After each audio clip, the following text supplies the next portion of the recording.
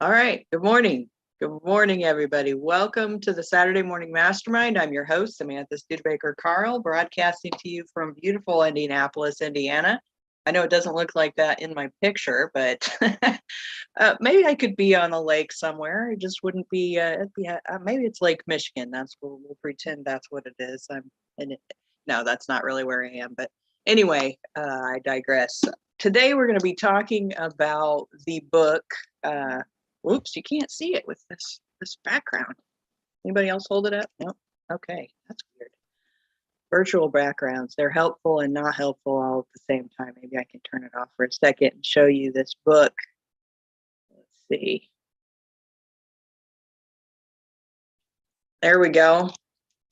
Whatever Arises, Love That by Matt Kahn. We're in chapter 6. And today we are going to continue our discussion starting on page, 107. Catherine's going to read for us after everybody has an opportunity to introduce themselves. And for those of you who are watching us live on YouTube, we'd love to have you join us. Here in just a minute, I will post the link on how to get into our meeting room. And, I'll get that posted over on our Facebook group too. So anytime if you'd like to join our community, we're on Facebook. Just look for Mindset Mastery Collective or visit our website, mindsetmasterycollective.com. That'll give you a link to find us anywhere that we are. So, all right, guys, jump out, introduce yourselves. Yeah, thanks, Jason. Let's see if I can get it together this morning. Lori Emmons in Denver.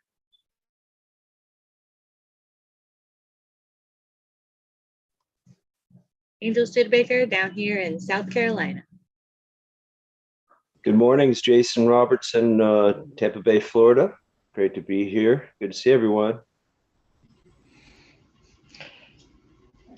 Good morning, Karen Lohoff in Mesa, Arizona.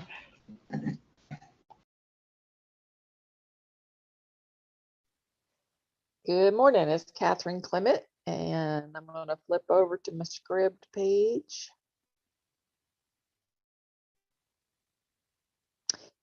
So just to make sure, we're starting with the Calamity of Comparison, correct?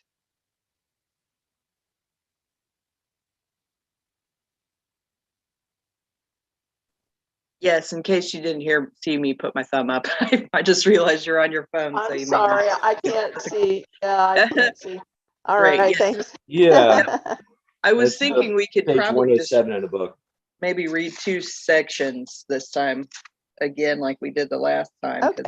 The next section talks about dissolving the inflammation, so that might be I think that's what it is. I don't know. See how it feels. Okay. All right. The Calamity of Comparison, and if you're on script on a phone, this is probably on page 119 or somewhere in that vicinity. All right. Even though the ego is a byproduct of an overstimulated nervous system, it may be easier to understand it as an inflamed personality structure. To walk around asking yourself whether your nervous system is overstimulated may not be as effective as recognizing throughout the day the moments when your personality becomes inflamed. When this occurs, whether momentarily or over a long period of time, you tend to perceive life through an exaggerated lens. This causes you to interpret the world through categories of distinction. As your view is obscured through judgments or comparison, there is an unconscious tendency to define things as either good or bad, less and more, or even light versus dark. While the act of comparing is natural in modern day society, it doesn't necessarily make life any clearer when everything in view is stringently defined by similarities or differences to other things. Imagine liking someone because of the ways they remind you of people you admire. Instead of embracing their attributes as an individual, they are either accepted or rejected based on who they resemble in your experience. That is a powerful paragraph. We need to come back to that one for sure. There are even TV sitcoms highlighting the calamity of comparison in hilarious fashion. One example may depict a main character who finally meets the woman of his dreams, but is then tortured by the fact that she shares the same name as his mother. Now, every time they are together, his ego believes he is on a date with his mom. Perhaps as the main character attempts to put the association with his mother aside, the woman of his dreams says familiar phrases that cause him to imagine his mother's face on her body. This occurs routinely until the character cannot take it anymore, much to the amusement of the audience. Another example commonly seen on sitcoms is creating tension between a main character and a close ally who unknowingly befriends the main character's secret arch nemesis.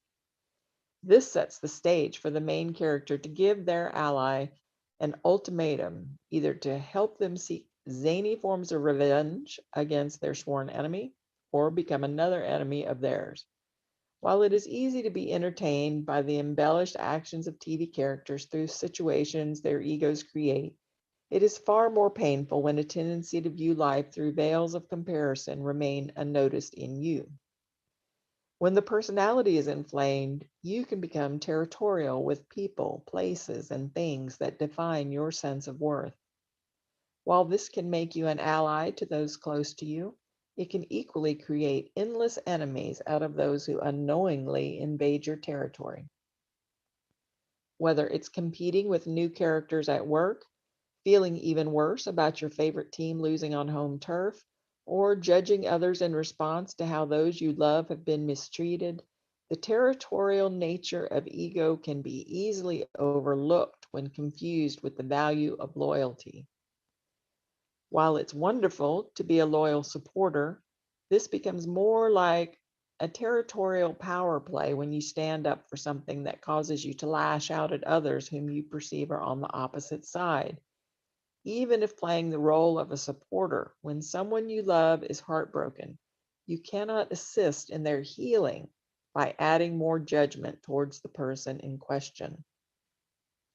When your personality is inflamed, a willingness to love quickly becomes an impulse to blame in response to the way you or someone else is feeling. Because ego can only exist as an inflamed personality for as long as the nervous system is overstimulated, it cannot see life as fresh opportunities that don't have to be like or unlike anything else. As your nervous system unravels out of patterns of overstimulation, there is no instinct to judge through comparing or contrasting at all.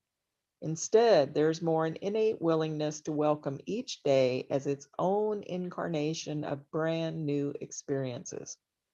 Even when those in your life are facing the despair of adversity, there is no need, there is no need to adopt their enemies as your own in order to listen, support, and encourage them through an unexpected moment of change.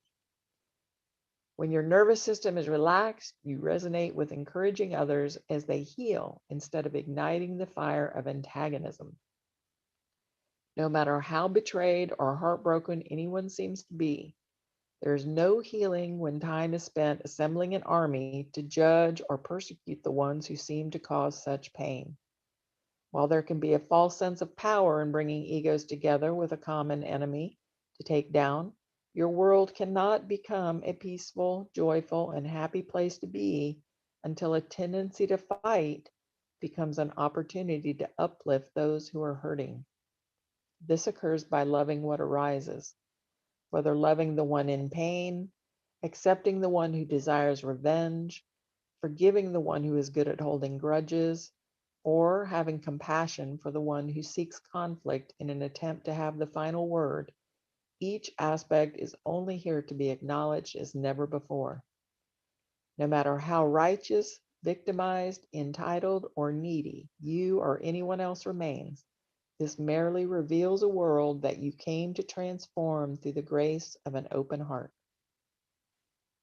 Do you want to continue?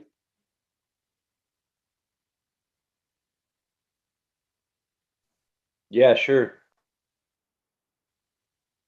Okay. Love as the dissolver of inflammation.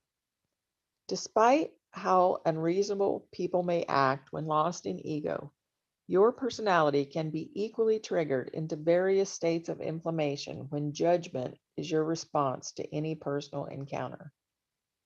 Whether disappointed by the lack of support in your life or imagining your happiness as the end result of others behaving differently, those situations provide opportunities to further your own love revolution. Such a revolution occurs by remembering, I'm the one who deserves more love, not less, no matter how disappointed, angry, or insistent I am in needing others to change. Each feeling is here to be loved as only I can love it. No matter how many times a day your personality is inflamed or how often your actions and words are motivated by ego, the objective isn't to judge yourself when you become triggered. Instead, you are cultivating an awareness of how many times throughout the day your insistence, temper, rigidity, and demands for external support become invitations to love yourself more often. Even when you find yourself inundated by the demands of your job or under an intense deadline, it can be easy to be more concerned with accomplishing an end result than tuning into the wisdom of your body.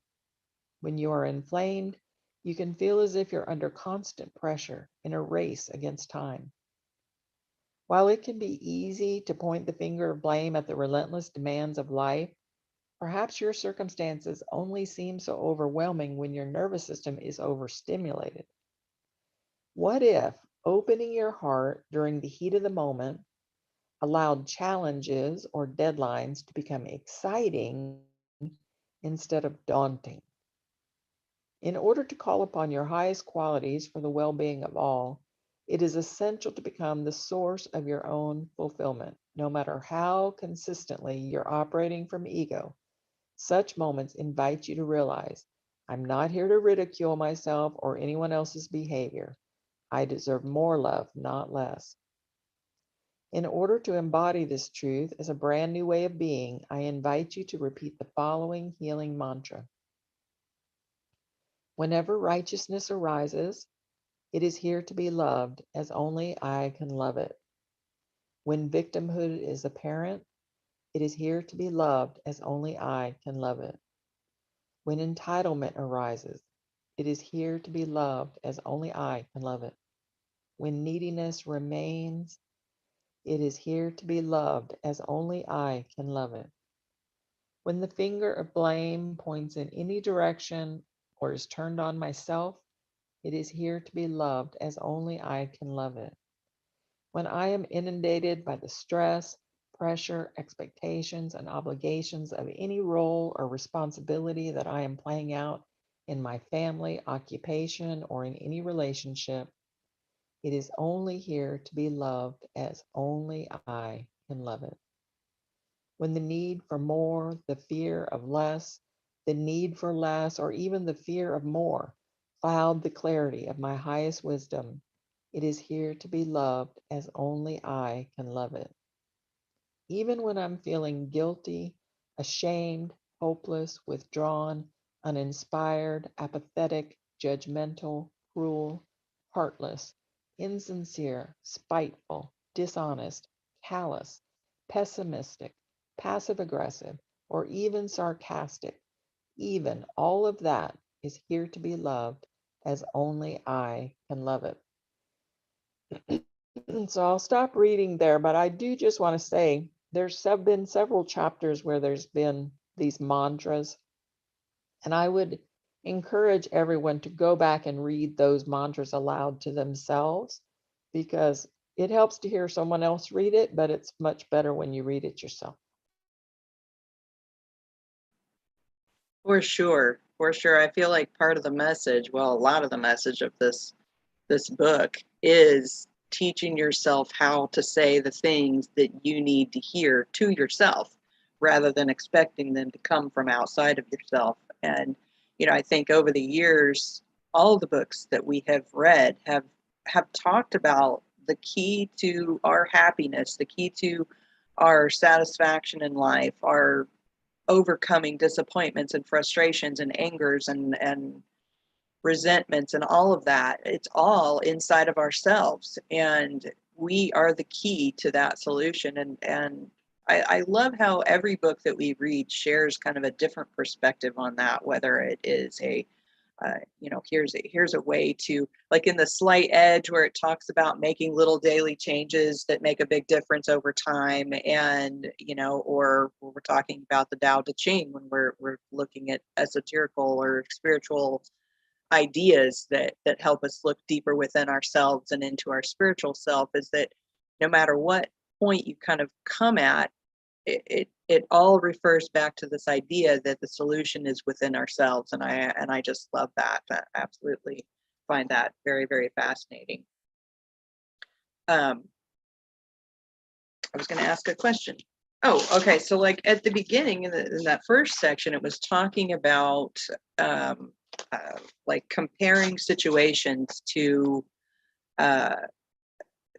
it's like you kind of have this inflammation response whenever you're looking at a situation, you're comparing it to a past event.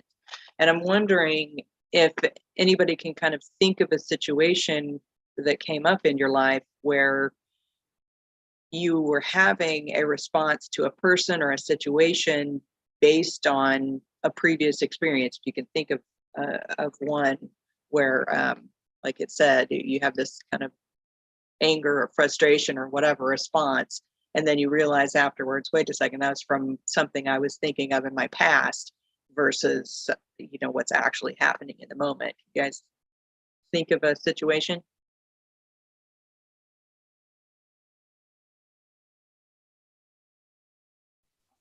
I'm sure there are so many. Yeah, Because it's funny. Can't really pinpoint one exactly right now, but you're right, Catherine. Go on. no, I can't think of one like right at this moment, but I know that I have 500 at least 1,000 times that I have done that, because it comes so quickly. Even if you don't act outwardly on it, you might still be thinking inside, oh, okay, so I can give you one. I get hit up constantly on Facebook by people. I'm sure all of us do. And since I published my book, I've been getting hit up by a lot of people offering their services to help me market my book or help me, with things that I need for my book. And so I had this person, you never really know whether they're male or female, or because sometimes they're like scammers and they're using opposite, so you don't really know. So I had this person contact me, and they were asking me, I forget how they worded it, how would you like to get your book in front of millions of people that love your genre? Like it was very a salesy kind of a thing, And I responded with, thank you so much for reaching out to me, but I don't need any services at this time, because I've had all these other ones offering me services, right? Well, then this person comes back and says, I didn't ask you to pay for any services. And I was like, oh, well, I guess you did, So that's just a quick example, a very easy, simple, quick example, but I know that there's much huger examples. I hope somebody else thought of one.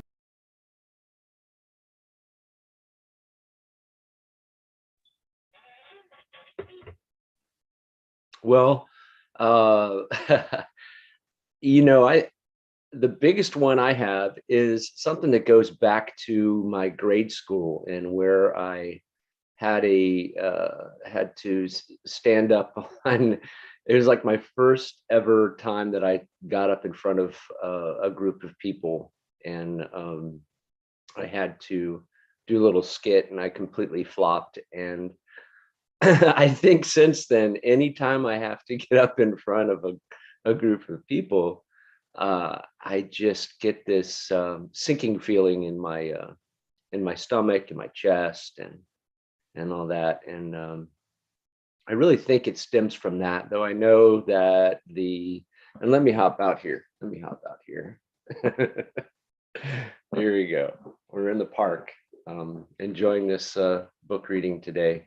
I know that getting out in front of people and the fear of public speaking is supposed to be one of the most difficult things to overcome. But I really feel like it just ends up going back to that moment in time when I completely embarrassed. I felt like I completely embarrassed myself. But I realized that looking back, there's nobody in the universe that even remembers that, I'm sure. I'm the only one. I'm the only one that even remembers that. So it's completely in my head. And anytime I actually do end up and force myself to put myself in a position where I know that I'm going to be expected to stand up and say something, be the center of attention, speak about something that perhaps I haven't even prepared to speak on. I get that type of a sensation, and it's so hard to overcome that. But I know, and it's, even though I know that on the other side of that is really kind of a feeling of exhilaration and a feeling of like what it said earlier in the book about something about things being considered an adventure instead of like a burden or something like that. So that's just one, and I'll let someone else come out.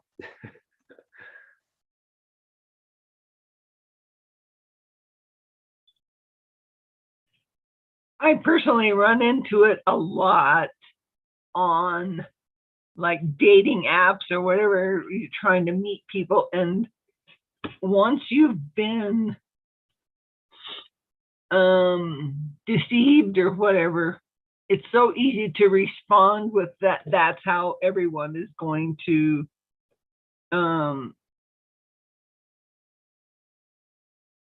react or treat you, whatever, that they're all out to get you. And I know so many of them are very deceitful and tell you everything that they think you want to hear, what they think I want to hear, and what they think I'm looking for. So it's just crazy.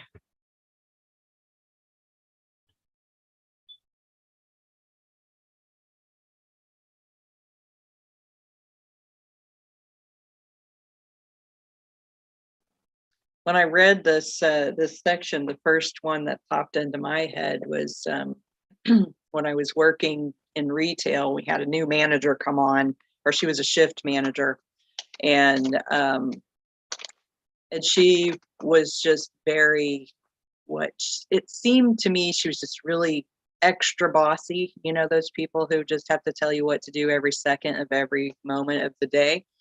And she was kind of like that, and I was immediately triggered by that, like, and it reminded me, after some time went by, that I realized I was triggered by it, because that's how I felt like it was when I was, a teenager, and my mother was always telling me what to do and how to do it, and that always, irked me so much as a kid, because I mean, as kids, we don't ever want to be told what to do and how to do it. And, so it made me kind of have that immediate trigger reaction. And which is, it's funny, because when I was working in retail, I mean, I was in my late 40s. So I'm like, you don't need to tell me what to do in any way, shape, or form, And so that immediately was just like, that would made me feel that way. But then after I kind of absorbed it a little bit and got to know her just a little bit more, because she was of similar age to me, I just realized that we were very, very similar in the way that we think and the way that we interpret the world in the way that we're just very detailed about everything, and we like things a certain way. And then that was like that comparison where I flipped the switch. It's like, oh, you're really like a lot like me. So immediately, when I first meet her, I'm being triggered by her because she reminds me of my mother, and I'm comparing that kind of aspect. And then, after I got to know her, then I compared her again, only to myself, and was less bothered by that, and I wasn't even really bothered by it at all anymore, because I was like, oh, okay. Now, which is interesting, because I think that no matter what happens in our lives, we're always comparing it to something, and we can choose whether or not we want to compare it to something unpleasant, or we can choose whether we want to compare it to something positive. And I can think of another example when my son was in his early teens. He always wanted to, he would ask me something, and then I would say no, or I would, have a reason why not, or I would have a reason I didn't want him to do something. And then he would ask me another question, and another question, and another question. Like he was just trying to argue with me the whole time. And he was trying to come up with all these reasons why he should be able to do whatever or whatever. And at the time, when he first started doing that, I was just getting so frustrated, so angry, and so just, why are you questioning everything I'm saying? I'm your parent, and you're just supposed to do. And but then I realized that he had he had similar thought processes to myself. And when I then compared him to myself when I was a teenager, and realized what was, how he was being, it like took that all away, took all that frustration away, because I was like, okay, now I get it. I completely get it. So I could compare him to myself and recognize that we had these similarities in our thought processes, and I could talk to him in a different way, and it worked better, and we were less upset at each other. But it's interesting how we do that. We just tend to have these immediate reactions for one reason or another, and then usually because we're comparing a situation to something that happened in our past. But again, we can choose. We can choose how we want to compare those things.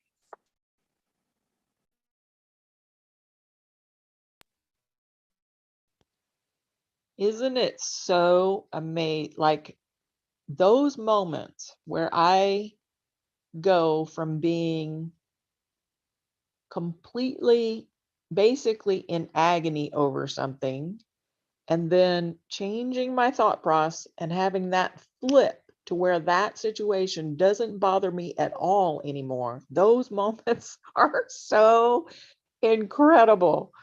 Like, don't you just sit there and scratch your head and say, 5 minutes ago, I was sure the world was ending. Like, what just happened? It is so amazing. And it happens to me. It happened to me this morning. I had one of those moments about something, several somethings actually. And like you, I kind of picked up on the pattern. It sounds like with you picked up on the pattern that they had characteristics very similar to yours.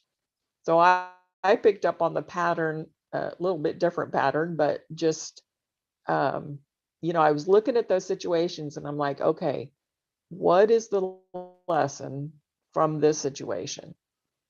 And in this one, I very clearly saw that it was because it brings up feeling trapped. It shows me how much I don't like feeling trapped, that situation. And if for some reason, once I saw that, all of the heaviness dropped off of that. And hopefully next time I interact with that person, it'll be a different situation, but it's just, I don't human beings are so confusing to me. Like, I don't understand how we can get so worked up over something that literally we're sure the world is going to end if that thing doesn't change. And then we can flip the way we think about it. That's why I love this group so much. And I think that these concepts that we have read out of all these books, and like you said, Samantha, each book brings out something a little different, and which I think is very encouraging to anybody out there that wants to write a book. Because sometimes you want to write a book and then you say to yourself, well, what would I write about? Oh, I would write about mindset. And then you look at all of the books that have been written about mindset and you go, no, I don't have anything to offer. Look at all those books out there. I would never be able to offer anything. And yet every book that we have written has offered something very unique. Some of them have offered the same concepts, just in a slightly different words, that made somebody pick up on it that wasn't able to pick up on it in the prior book, even though it's the same message. So if you're out there and you think you have a book in you, go ahead and start writing.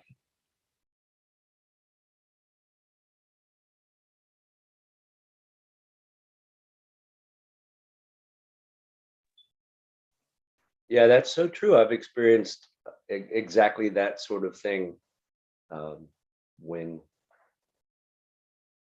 thinking about creating something that I really felt like I could bring a unique perspective to something, and then when you start looking at um, angles of how you actually want to approach it, you start realizing that it's almost like everything's already been thought of or done before, and it sort of deflates your whole idea, and I guess I want to say your ego in regards to that.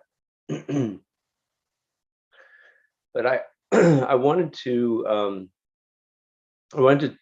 talk about in the book here where he's saying all these things are opportunities to kind of change it, like you mentioned, and to love ourselves, or to love that thing about ourselves like only we can. And I'd kind of like to dig into that a little bit because well, for two reasons. I want this I want the things in this book to be actionable for myself, and I want to make sense of it for myself.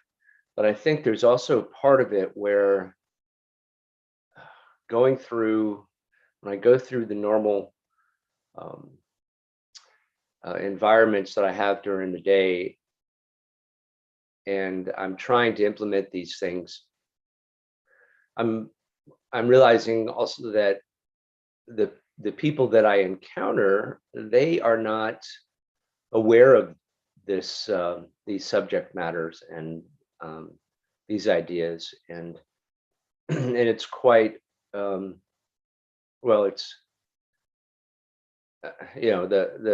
the thing is they are probably working within their own ego just the same, and so we're almost we almost have to keep it's like having to keep our guard up and also letting our guard down at the same time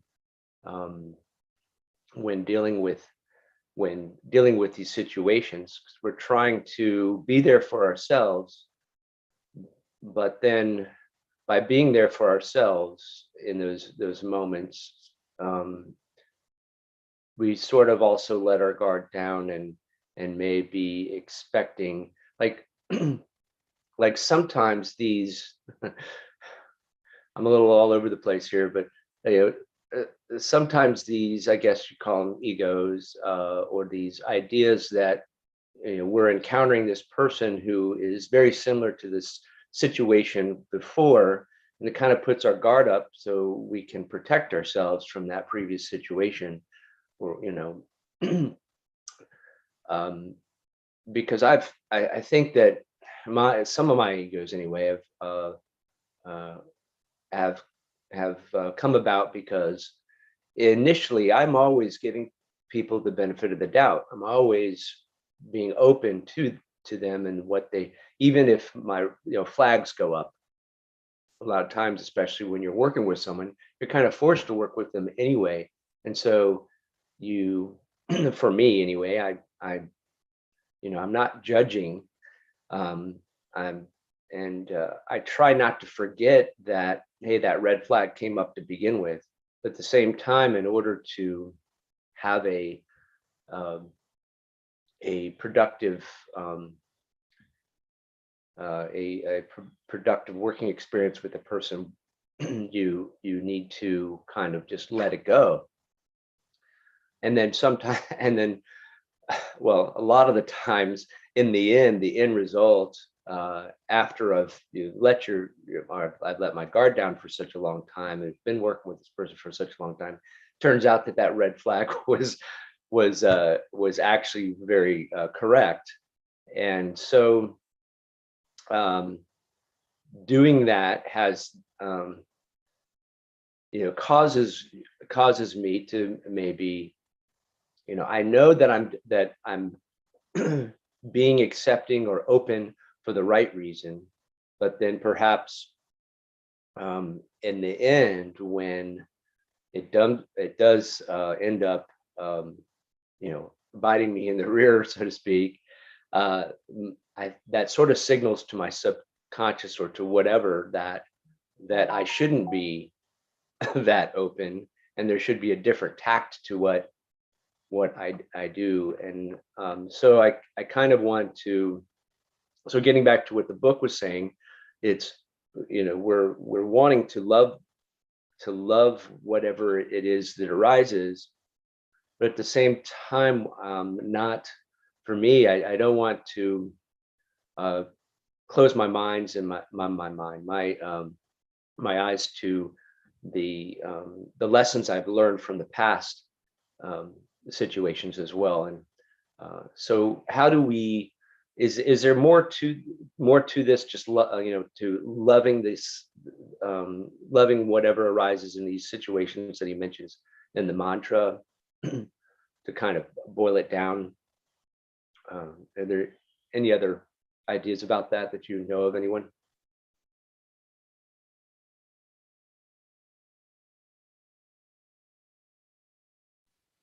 Well, I would say that those situations are there to remind you that your intuition is correct.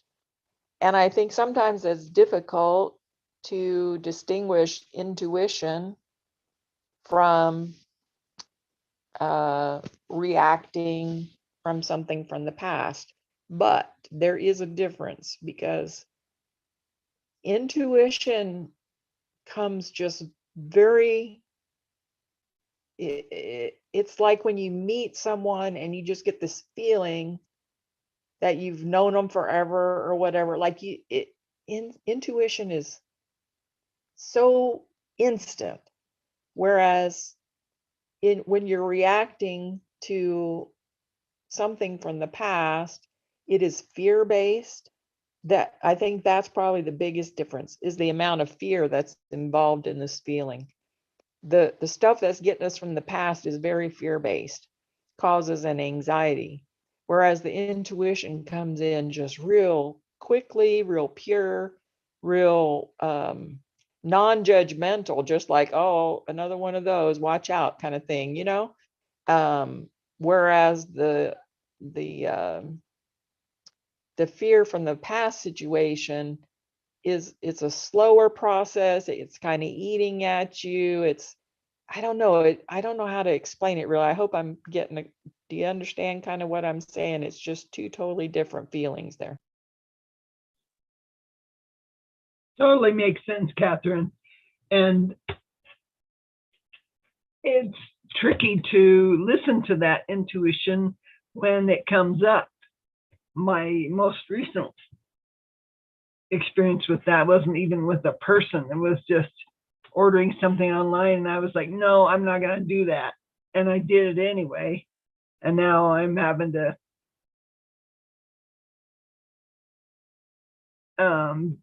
deal with owning what I purchased,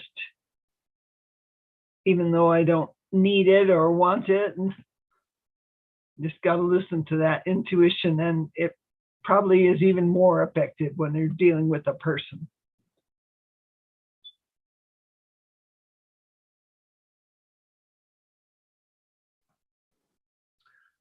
And that's a good example, I think, too, Lori, is that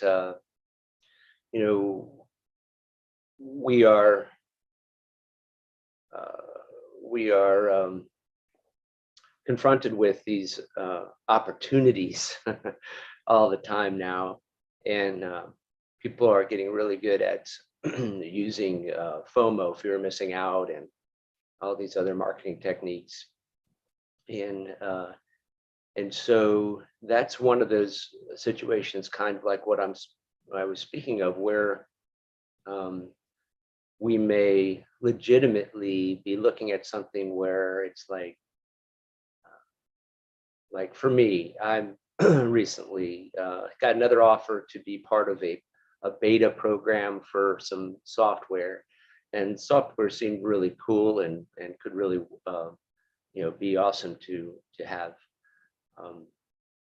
But I find myself with so little time to work with a lot of the stuff that I currently have, and I realize that, but at the same time, I do experience the FOMO, the fear of missing out, because usually the offers are, hey, this is a one-time offer, and you're getting, they make it an offer you can't refuse type of thing, or you don't want to refuse.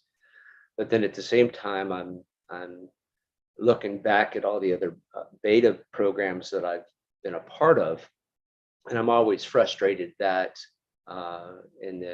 afterwards I realize the software isn't complete, the thing doesn't work correctly, and so it causes a lot of wasted time or back and forth to support, and it turns out to not be.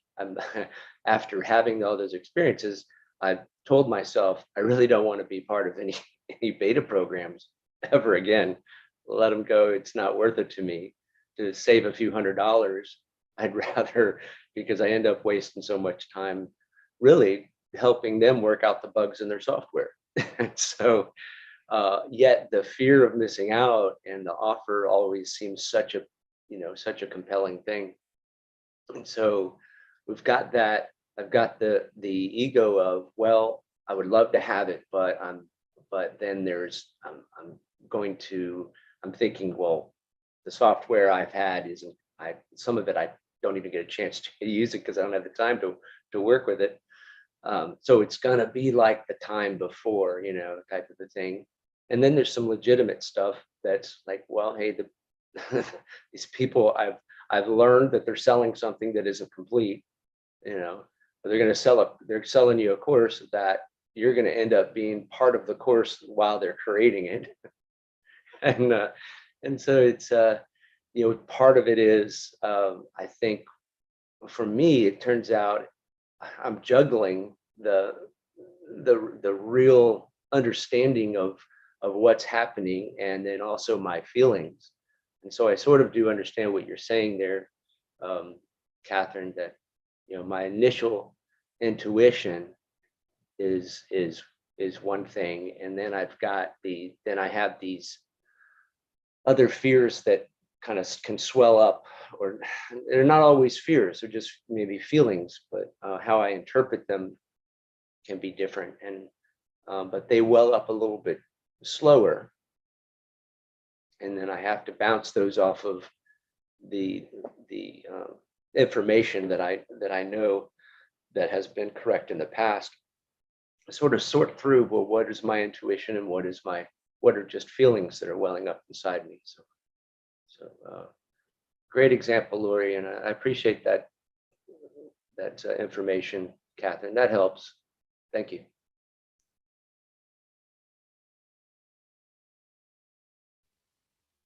You're welcome.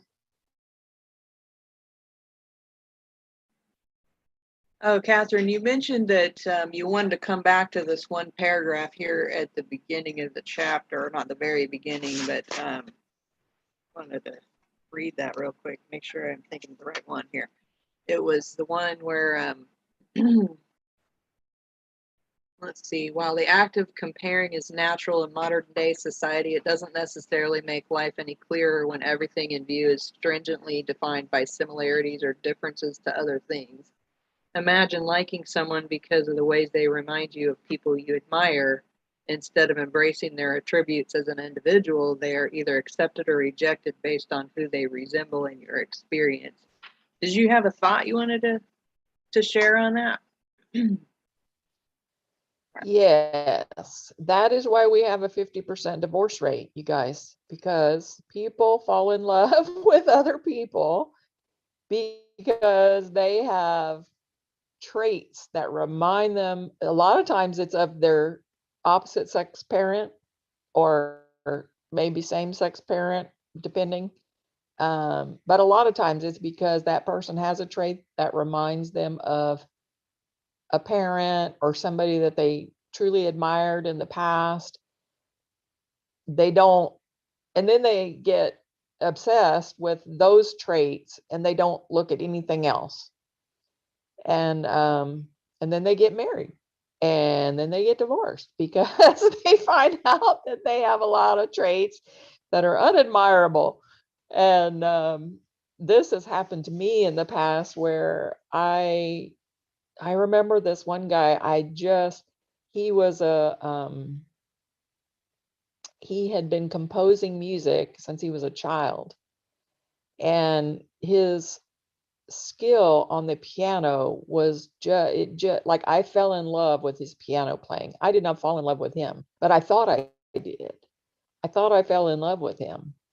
And then when it was kind of an internet thing, and then when we finally met and spent a few days together, I realized, other than his piano playing and my appreciation of his truly genius and brilliant mind, we had nothing else that was going to work together at all.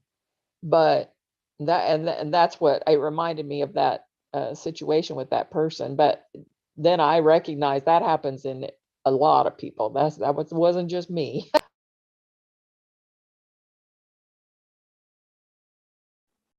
Oh, for sure. And it can go it can go the other way. You find a person that you really like, and then you get with them, and then they start doing things that remind you of somebody that you didn't like so much, and then you get caught up focused on that, and that can be really debilitating to a relationship. So it's so interesting. I mean, our whole entire existence is based on comparing things to each other. Light versus dark, up versus down, in versus out. I mean, all these different things. Boy versus girl, et cetera, et cetera.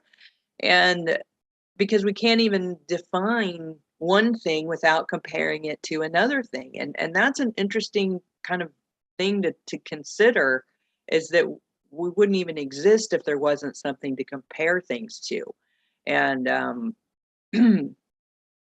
or I don't know if it's exist, I don't know, but in the human experience, we'll say that aspect of it, because it's all contrast. Because if you don't understand one, you can't have another. I mean, it's all comparison. So it's interesting.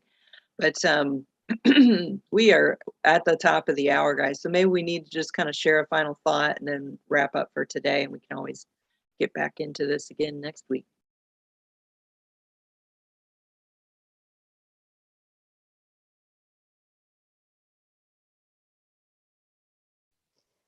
Well, it's a good thing you stopped, because I was about ready to get going on the next part. So we'll save that to next week. Are we going to do next week with it being Easter weekend? That's something to discuss. Maybe.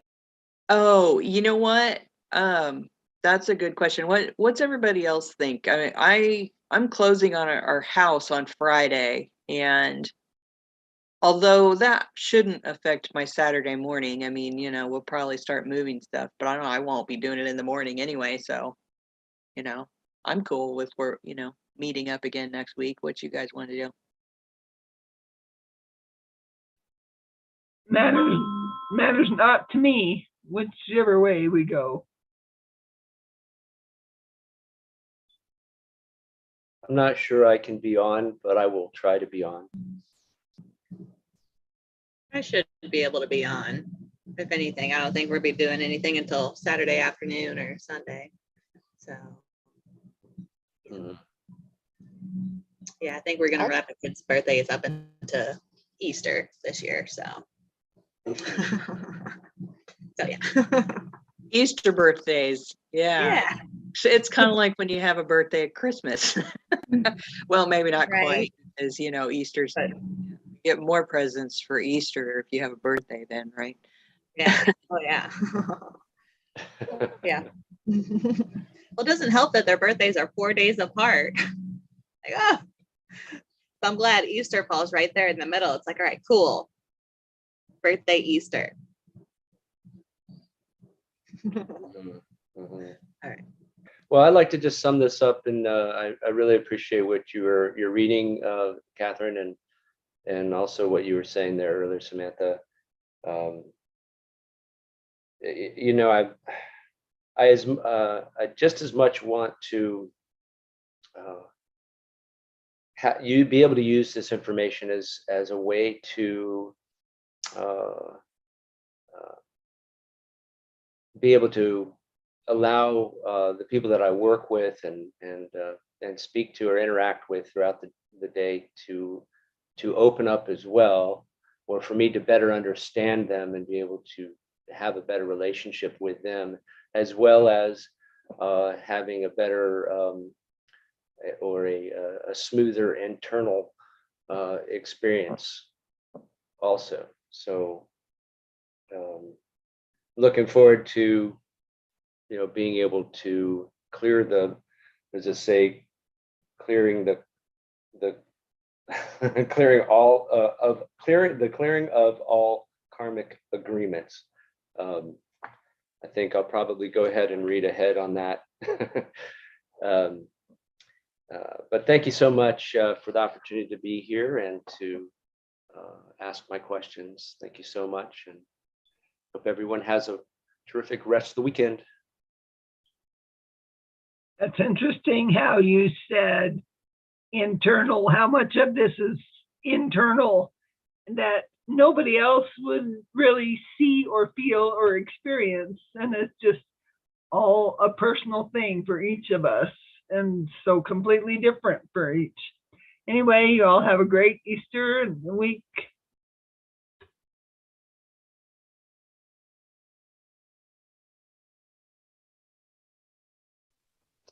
I just want to remind everybody, sorry, Samantha, I'm just going to be real quick. I just want to remind everybody, I have really been enjoying the Abraham animated series, and she has a way, a very funny way of getting you to be able to shift out of these uncomfortable moments. So if you're not familiar with Abraham and Esther Hicks, they've been around forever, and you can Google them, and you can go to YouTube and you can put in animated, what did I just say? Animated Abraham. And it'll pull up a whole bunch of just cute, funny, cartoonish kind of videos. And they're really, she talks to some people on stage that are, and you can just, it might be a 5-minute video or a 10-minute video, but you can watch her take somebody from total despair to hope in those 10 minutes through her techniques. And of course, she's teaching you how to do that for yourself. So go check those out. Everybody have a great week. Well, that's awesome, Catherine. Thank you for sharing that. And for those of you who are watching, this is Mindset Mastery Collective. That's our community. You can find us on Facebook, or you can go to mindsetmasterycollective.com. We have a wonderful community over in Facebook, just a group where we share different things. We share all the recordings for these videos. And Catherine, I want to encourage you to share a link to one of those so people can easily find it. Like I said, you can find us on Facebook, look for Mindset Mastery Collective, or if you go to mindsetmasterycollective.com, there will be links on our website, but you can find our Facebook community. You can subscribe to us on, subscribe to us, you're watching us, subscribe to us on YouTube. Click like, share this video with anybody you think would enjoy it. And if you would like to join us next week, we would love to have you. And I just shared the link of how to get into this live stream below this video. So you'll find it if you just look there. That's the Zoom link. So with that, and I think, am I remembering right? I can't remember if I put the Zoom link in every description for all the videos, but if not, you'll find it on our Facebook group. So this week we talked about how to deal with your personality when it becomes inflamed. And next week we'll be moving on to the section that says clearing all karmic agreements. And that's in chapter 6 of Love, or Whatever Arises, Love That by Matt Kahn. And we'll be starting on page 113 next week. So guys, with that, we enjoyed having you. We're glad that you're out there watching. Please like and subscribe to our channel. And we'll see you next week on the Saturday Morning Mastermind. Bye for now.